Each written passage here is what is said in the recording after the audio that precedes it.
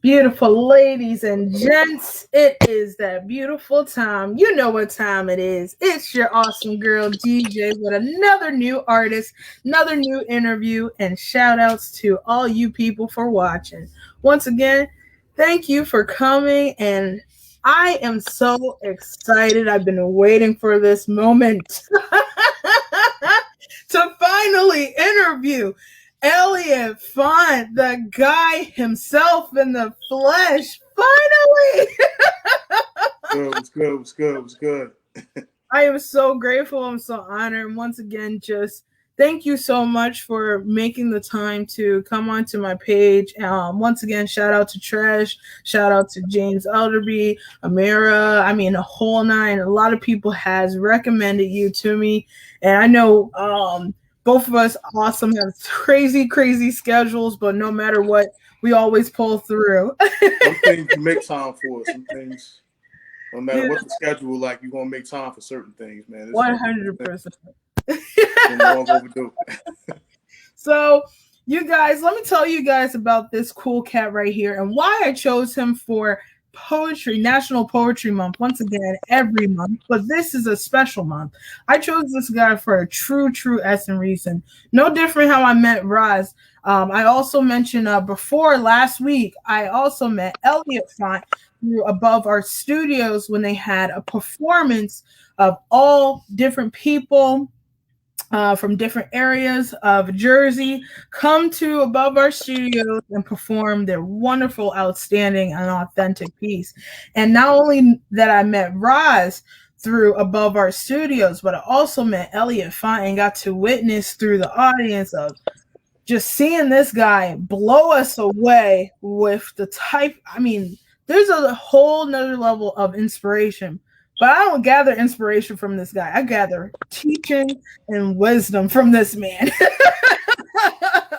And when I say I could say every single thing, but when that moment you strike that performance of that piece, especially, it was just mind blowing and outstanding, of course. I mean, the guy has written 2 original books and soon will be coming out eventually with his next.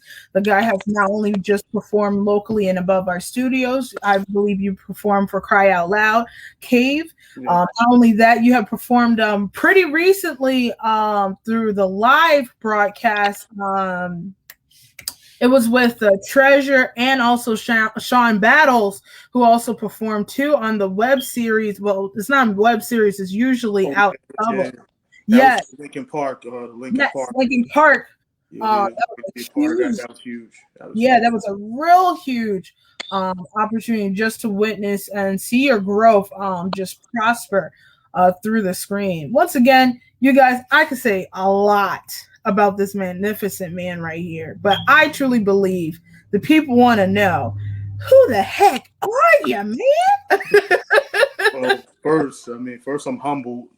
You never know exactly what you do for people and how you move people, And that's why we got to let people know that. We got to, everybody waits for something tragic to happen to say, yo, that was a good person, The people that surround you, in and around you, man, let them know, as often as you can, hey, I value you, you're important, and I really appreciate, who you are and your sensibilities and all that, because as we got the news today, you never know, somebody's time could be up and it's too late. You'll be left with nothing but regret. So I'm humbled by that. Who am I? Let's see. just a common man, like I'm a common man with an uncommon story, I was born in Newark. I grew up in East Orange, but I'm a journeyman, a vagabond, so to say. I've lived all different cities, moved around a lot, particularly after high school, while I was in college, I moved around a lot, a lot of Union County, but when I was a kid, Hillside, Newark, Oh, nice. East Orange, Plainfield, I lived all over the place as a kid. At 8 years old is where I kind of settled into my grandmother, my paternal grandmother. Mm-hmm. apartment in East Orange, and that's where I grew up, and that's where I kind of did my childhood and adolescence from Mm-hmm. 8 to 18, around the time I graduated in East Orange. After that, I went to community college for a year, went to the military, the Navy for a Mm. year. I came back, and then I enrolled in Keene University, 2006. Mm-hmm. Um, Graduated from there in 2011. Uh, but while I was in there, I really, we talking about poetry. I started dabbling in poetry Mm-hmm. as a kid, and then I got enough positive reinforcement in Mm-hmm. poetry as far as the things I was doing as a 12-year-old. Mm. For people, and anytime somebody says, "Hey, that's really good," and white people were saying it, like white teachers would say, "Hey, that's pretty good. You should stick with that." And I'm like, wow, maybe this is something. And then Yeah. that's made me continue to do it here and there sporadically. And then there was a time I got away from it Mm-hmm. after as I was going into the military. But then every time I semi got away from it, there was like another reinforcement that was kind of guiding me back to, I guess, what just now turned out to be my life's ambition, which is writing, but not just writing, but writing with a purpose, Mm-hmm. writing with subject matter that I feel really resonates with people, that draws in, common denominators of life with people, Mm-hmm. um, and the things that we all suffer through. Every time I think that maybe my situation is unique, or I'm the Mm-hmm. only one going through something, I have to harken back to most of the books I ever read throughout the course of my life, which reminds us that we're all within this cycle of suffering together. Maybe Mm. different names, different variations of stories, but all leading back to the same origins, of trauma Mm. that we all experience and that we all are kind of bound by, and that's the trick to it, I think, though, is to be able to identify that and work on yourself before you know, Yeah. be in the presence of other people. And that's where people, we want to be around people, but we don't necessarily want to work on ourselves beforehand so that we don't bleed all over everybody. And that's very true.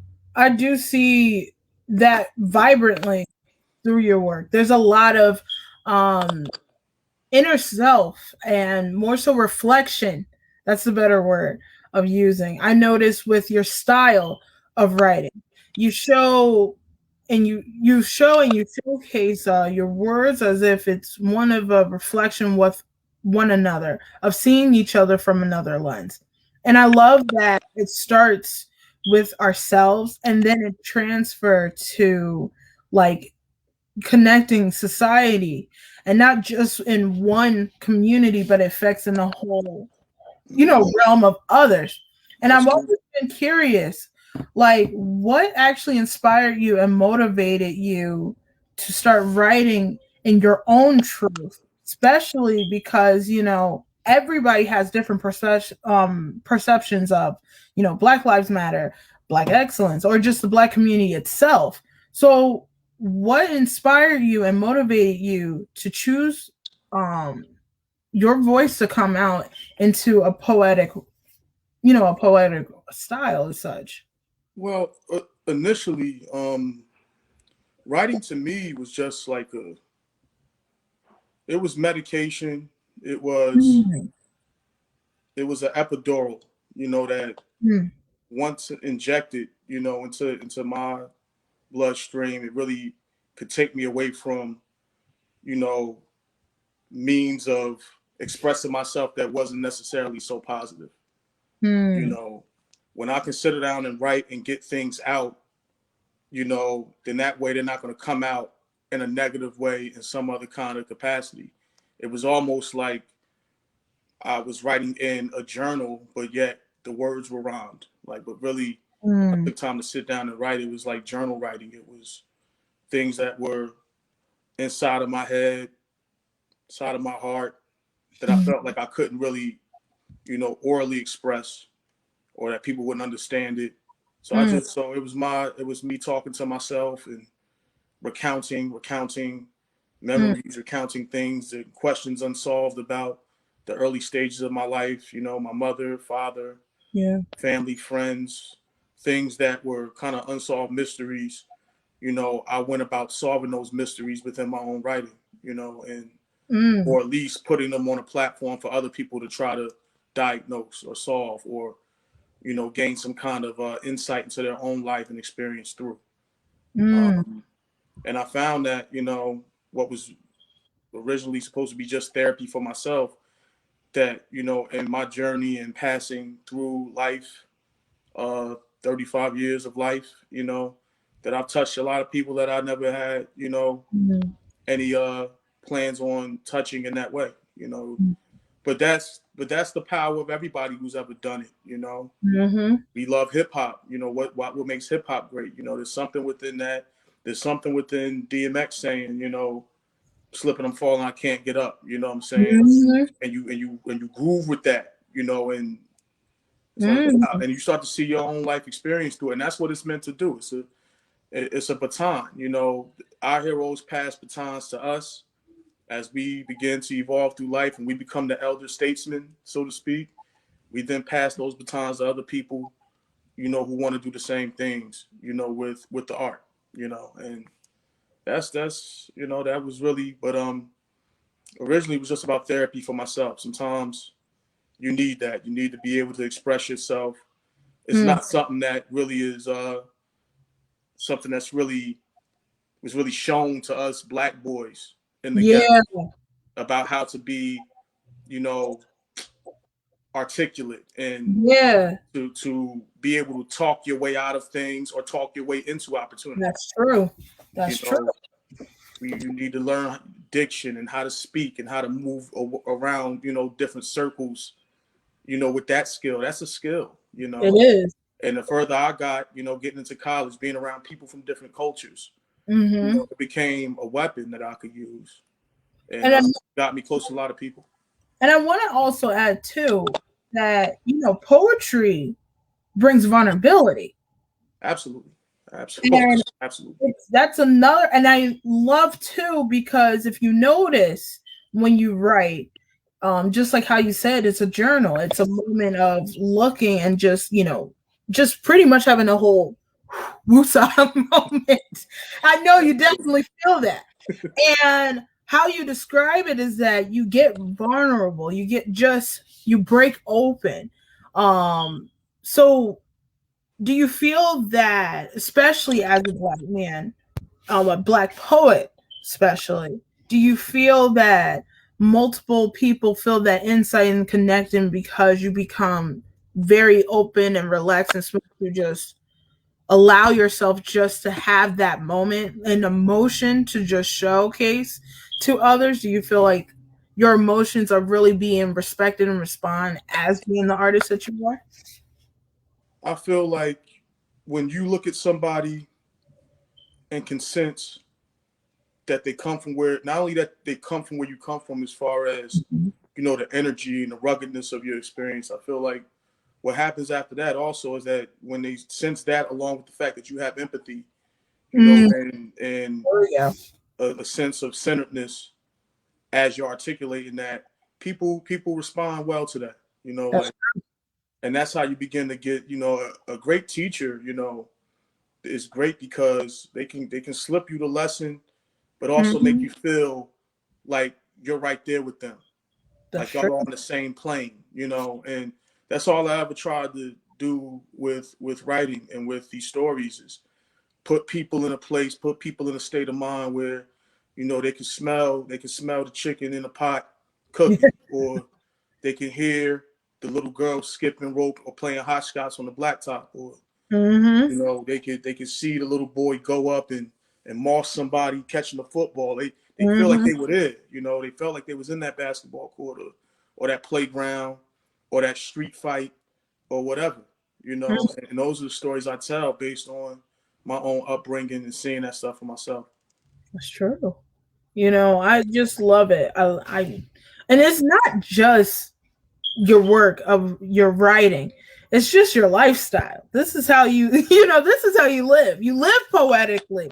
I gotta, first of all, let me tell you guys, okay, now that everybody is really getting excited right now, definitely follow my guy Instagram. If you guys think that this is amazing, please follow his Instagram. It's P_O_M_E. Writer, poet, author, but most importantly, a huge advocate and a huge educator. You will definitely get inspired each and every single step of the way.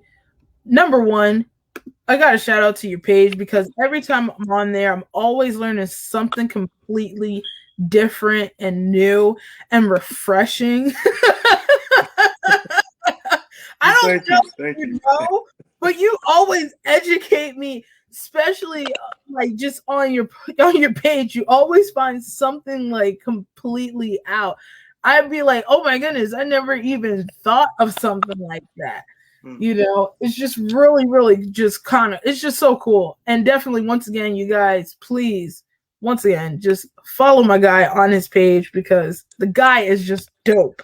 If you think that, like, once again, he's gonna be performing soon, but you guys have to follow this one because he is on a whole nother level. Yeah, you just sit there like, man, G Golly show, G Golly, I don't know. You know, It's so true. You blushing and whatnot. I didn't even know what I do to blush, but yeah, you see the rosiness in my cheeks, I guess. Yeah. No, you know it's so true because the guy you're just so gifted. You really are. You're so gifted. And it's just enlightens me to see the just the transition because once again, that was when I first met you, that was 2019, I believe. Yes, that was 2019. This is 2021. The guy is on the ball. You not only, once again, not only perform locally, but even due to the conditions, you perform for James Ellerby and oh yeah, James and Amira, absolutely. For real, that was really I've been authentic. Miss Amira is like a motherly figure to me. Mm-hmm. And I was honored. I'm honored to do any kind of work with her. We have a poem actually together that I love performing. Yes, kind of a mother-son type of. a mother. COVID's kind of interfered with us being able to really get together and like really memorize that poem to perform it. Yes. It's a beautifully written. What was the name? I remember that project, but what was the name of the exact title of that project? Because it was like as if you played the son and she was. Yup. But what was the name? I might not make it home tonight. Yes, that's it. Yeah, and it was just lovely, batting back and forth, stanza to stanza, and we're gonna be getting into that when things kind of open up here a little bit. You know, get back to performing in person for people. Yes, 100. The way you collect, especially, I mean, we definitely gonna get on that pretty soon too, because it's just amazing how it's one thing when you do yourself, but a whole nother level when you collab with multiple like peeps. It's just, I'm about to get to that. So, but I know you definitely have chosen a piece of yours that you would love to perform for us today. So, what would you like to perform for us today? I would like to get into this poem I did with me and my father called "The You and Me." Okay. It's really in the same way that me and Miss Amira had a mother-son kind of chat within a poem. I wrote a poem kind of really speaking to my father and as my father, in the same piece. And going through the journey of the hardships of his life after my mother was killed, and how that affected him and the downward spiral that it sent him on, and how I was, viewing it from the ground up as a little boy, and then as a young man, then as a teenager, really not understanding because I wasn't there when it happened, and so I was kind of insulated and protected in a way that he was not, in a way that the rest of my family members were not after that happened. And I feel like that situation devastated his life. I don't think he was ever the same. He's still alive. He lives in the Bronx. But the potential and what he was on a trajectory of being, I feel like it ended when my mom's life ended, and then I was left with the remnants and the shrapnel of all of that, all that left, and that became like a big question mark that has kind of haunted me and lingered within my life to this day. You know, but I've just now gotten to a point where I can feel comfortable, truly comfortable, writing and performing those pieces without, getting choked up and thinking about the past, and but Yes. it makes for the kind of writing that I think, you got to go there sometimes in order to help people tell a Yes. grander story, and people get attached to it. So it's one I've become fond of doing. Okay. Yeah. It's yours. Oh, you ready? Okay, okay. Yeah. The you and me is evident. For my birth, we were like doppelgangers. Though my eyes and cheeks mirrored Penny Eudora's, keeping her alive, I was a teenager with pen in hand, running from a reality I couldn't stand, the face of a junkie who in my youth I was ashamed to call my dad, my friends, with families and dads who signed them up for pee-wee and clapped hands and trained in off seasons and lifted weights and talked about girls and sex on father-son dates. Instead, I used to visit you at the Integrity House behind steel gates. We shot makeshift basketballs into bottomless crate. You were a Superman with invisible cape, lean and strong and army tough with unmistakable name, Sonny. Were the days where the screen door would rattle and I would run smiling, recognizing the familiar bang. I used to hang in East Orange hard streets on same corners where you were slang, identified by old heads who saw our face the same. Ain't you Omar's boy? Your friends Mark and Sharif exclaimed, acting like we lived together. But in reality, I saw you rarely. When you were sober enough, you came. By grandma's screen, she placed tightly folded bills in your hand. As quick as you hug me and say, I love you, son, the door would coldly slam. So many fathers on drugs, so many sons like me running from who I am, but it never changed with book publications or college degrees. I too laid addicted to my depression, sparking addicted personality, praise lords, or whoever was responsible for keeping you above ground, down around ground on days where pain sounded like downpours, the thud of liquid drops on project mounds inside me. I heard father's heart pound, husband to a murdered wife, suspect for 2 years. I used to visit you in dank one-bedroom apartment, building right with shady characters and empty cans of beer. I feared being a bum. The vibes and energy that family members would give when you were around was palpable. Harsh judgments that would resound, but what I remember, push-ups on back, 50 a clip, lifting a 5-year-old that weighed 55 pounds. That was your strength before my mother's body was found. I love you. No matter how much of you this cold world took from me, you're still my pops. And at 35, I finally learned to stop running from the you and me for Juan Hendricks, my father.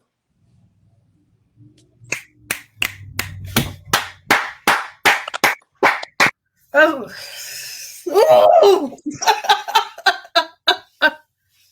Yeah, Man, that hit to the core. that's that. I mean, I knew originally I was just gonna keep that as kind of a journal piece, but then as I started reading it, I'm like, you need to memorize this. No, for You real. need to take this places. This is, For real.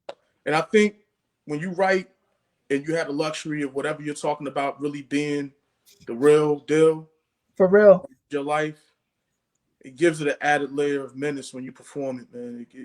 People can feel you a lot more when what they're hearing is coming from a place they've actually been. And that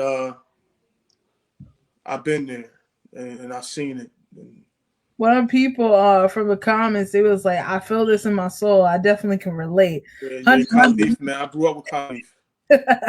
East Orange Projects, Missouri, yeah. Peace and love to him.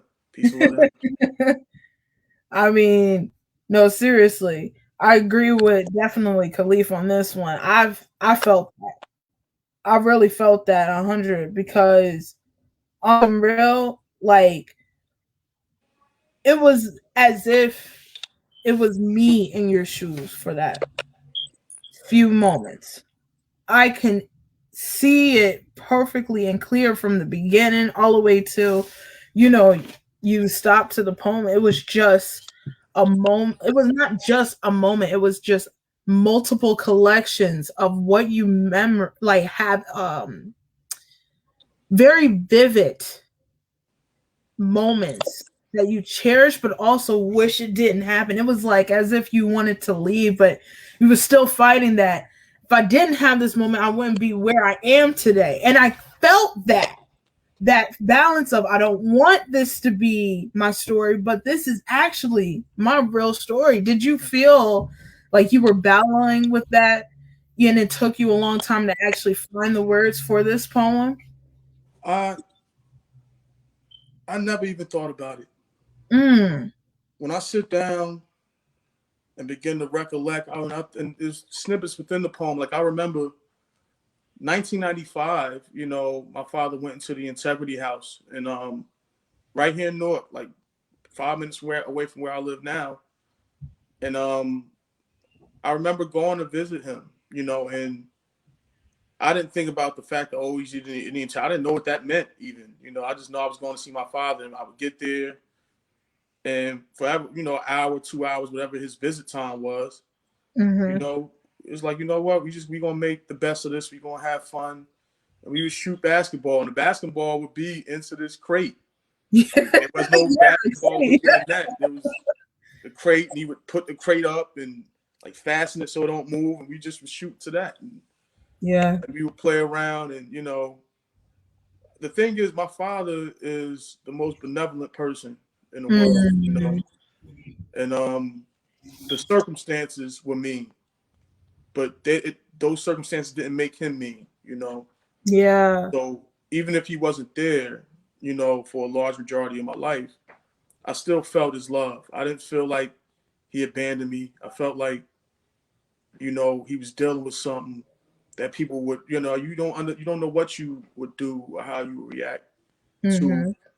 meeting someone, getting married, having a child, and that Yeah. person killed in that manner with no answers, and then everybody try to build a case on you because you're the husband, try Mm-hmm. to legitimize putting a case on you that you actually did it.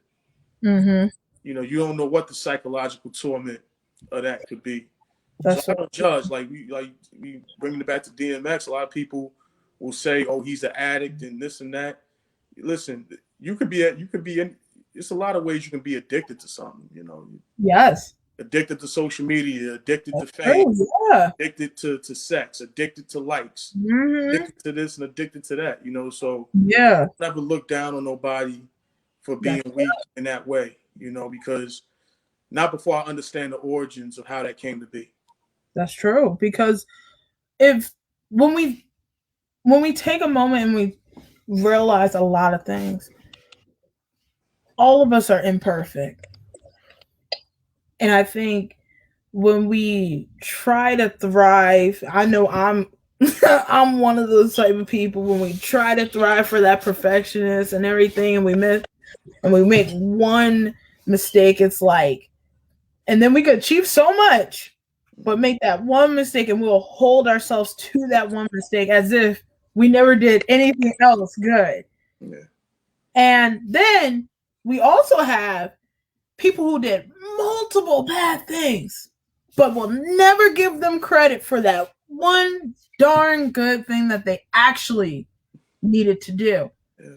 And we live in that type of world, which I can never understand, but your poem perfectly like I'm serious, your poem right here, it perfectly showed an example of how you didn't go for that perfection from your dad. You went for your dad. You Yeah. just wanted him.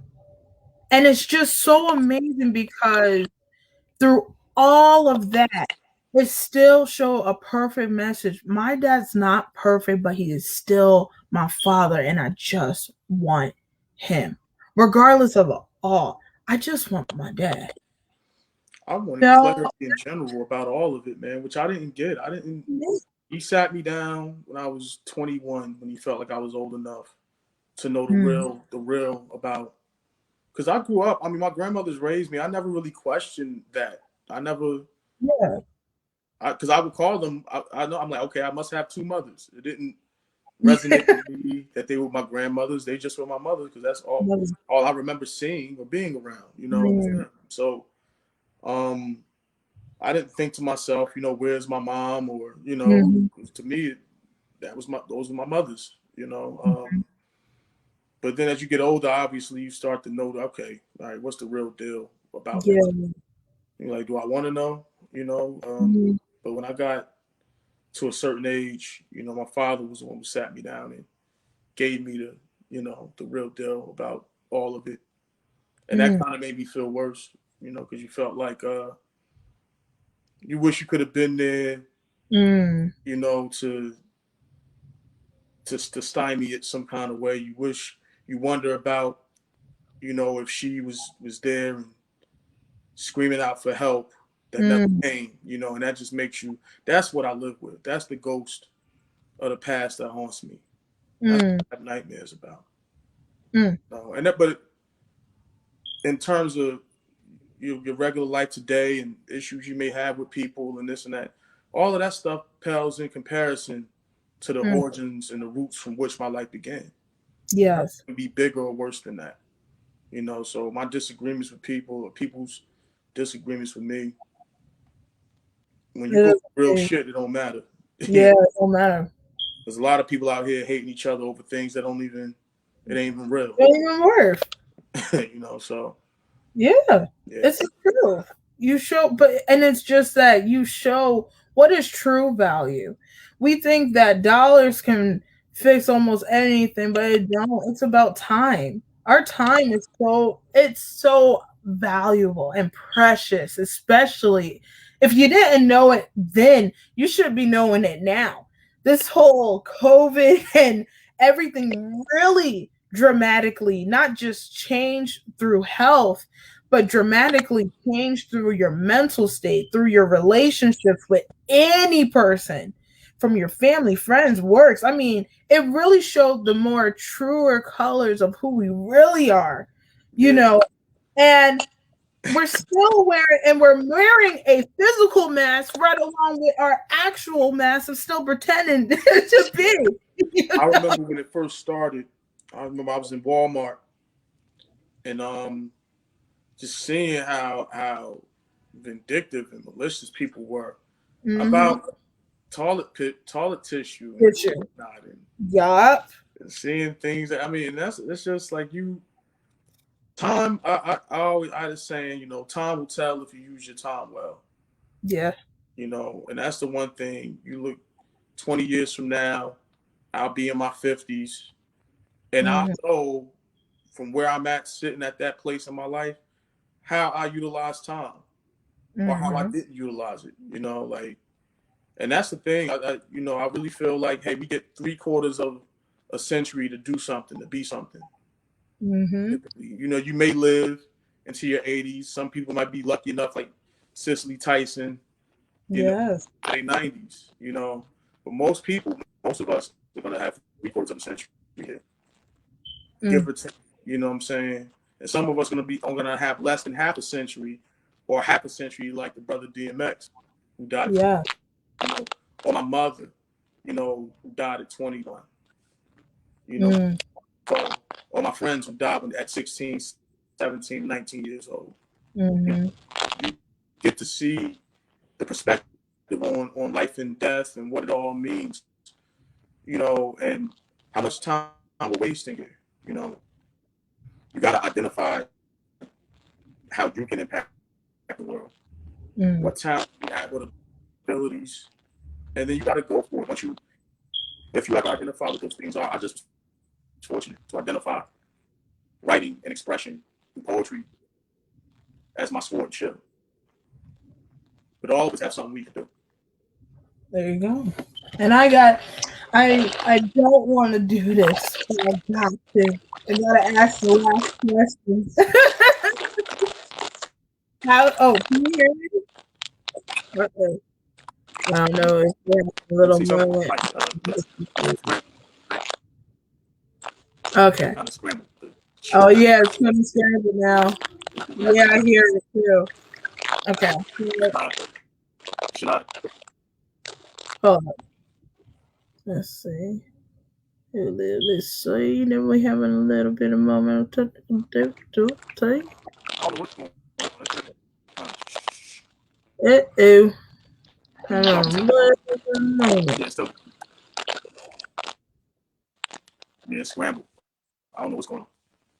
Well, can you hear me now? I'm saying, how do you change? Can you hear me?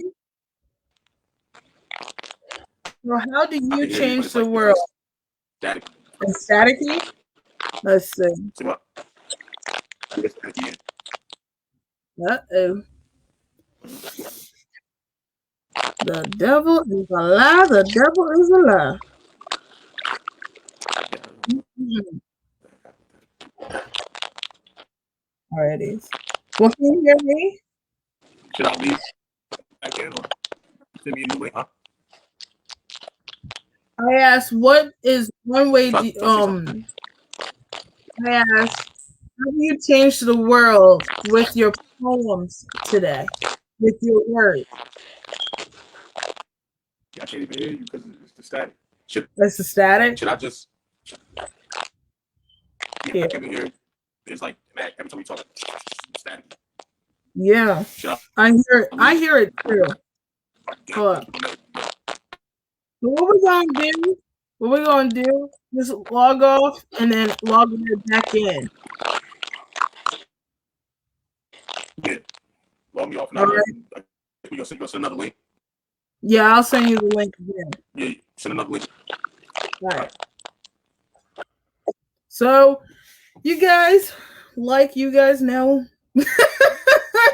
once again, technology is doing its lovely thing where things can go out of our control. For some reason, my side and his side, we are going a little staticky right now. But with everything, please make sure to definitely follow my guy's page right here, P_O_M_E off of Instagram, so you guys could check out more of his work and his new upcoming book that's coming out pretty soon. So if I were you, I would be following my guy's page right here and right now. Now I'm going to figure out how to get him back on the page because we were speaking some real good stuff right now. And I don't know about you, but period, we were doing good. So let's try to see. Here we go. So definitely follow my guy's page right over here and everything. And we'll see how it goes. But definitely, I'm just so grateful to have this wonderful moment with my guy, Elliot. Okay, hopefully get him back onto the page.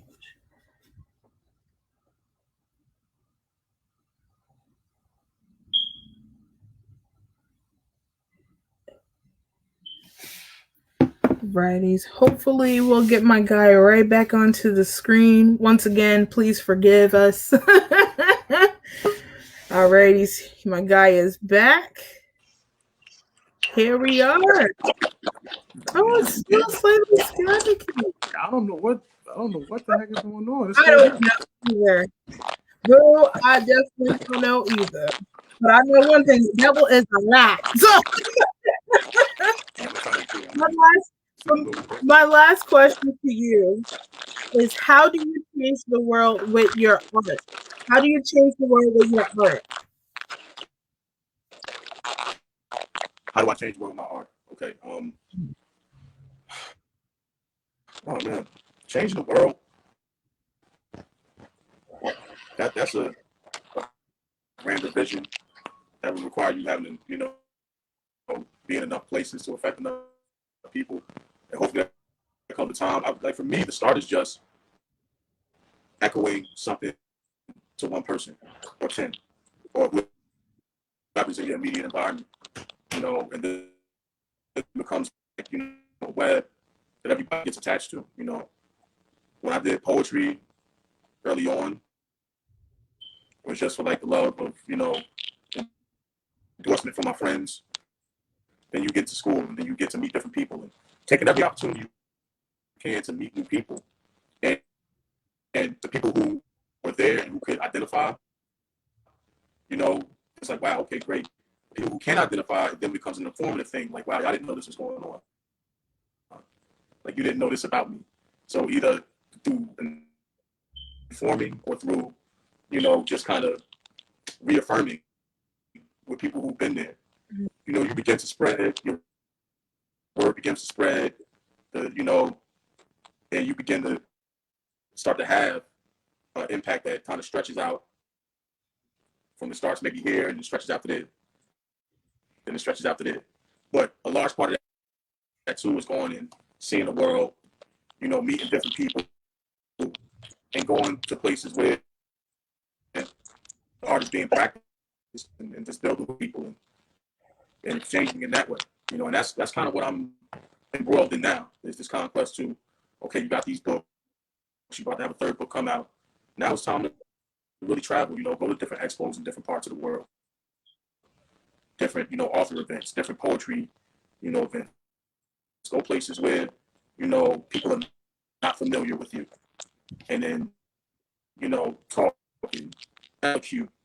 And you'll begin to see, wow, I learned from some people and some people learn from me. Ultimately, all of us learning from each other, the right kind of thing.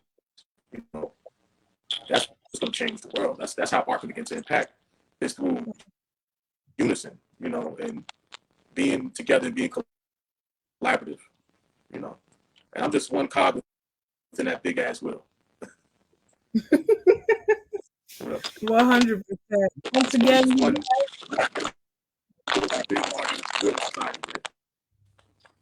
well, there you go. Got it. Once again, you guys, it was Mr. Elliott Fant, the one and only man in the world. Shout out.